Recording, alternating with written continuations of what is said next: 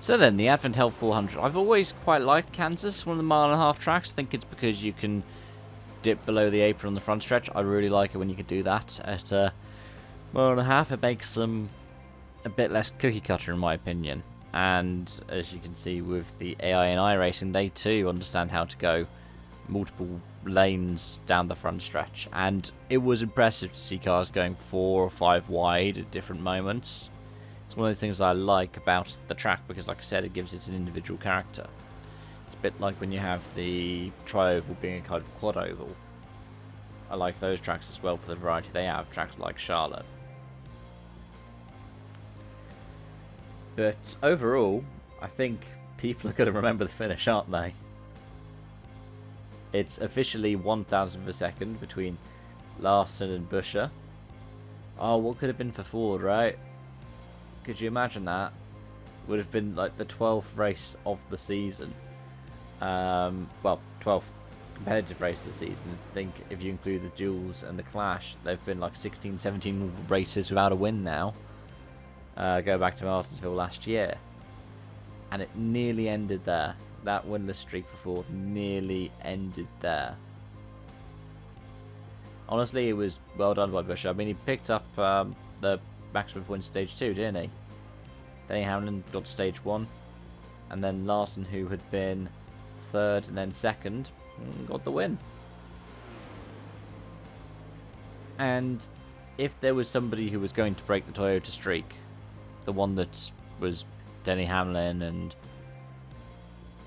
3 different 2311 drivers all in the 45, it was going to be Larson. I mean, remember the race last season? They were very close to the end, Hamlin and Larson. So it makes sense for Kyle Larson to want to have done it. But overall, I mean, I enjoyed the race, and the caution breed cautions thing caught out a few drivers, namely drivers like Bubba Wallace, who I'd mentioned earlier.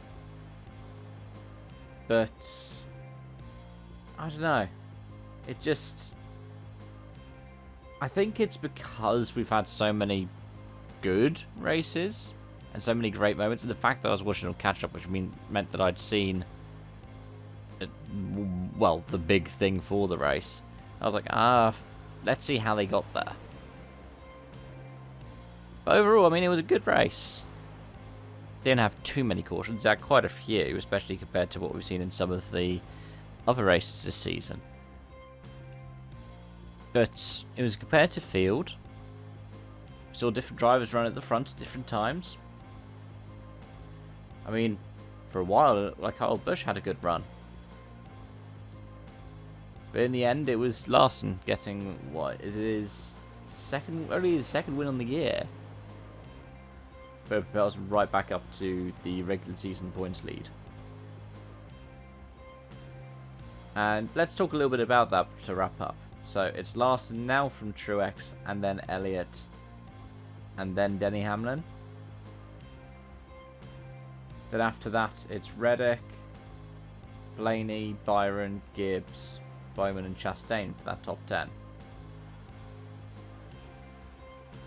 Now, the person who's on the bubble, who would be knocked out if the Cup Series playoff started today because of the win you're in system, would be Bubba Wallace, currently 16th in points, but because Suarez is 18th in points and, of course, got that equally as iconic win at Atlanta,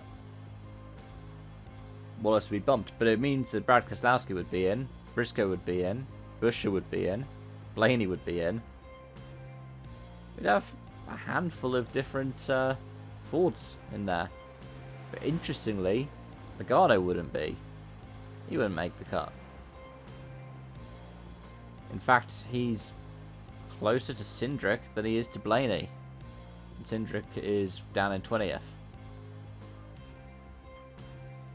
But let me know your thoughts about all of this in the comment section down below. Do you think I'm being too harsh on the race, or do you think that I'm a bit soured by the fact that I missed what's supposed to be one of the greatest races in history with a controversy over the timing line and how thick that painted line should have been?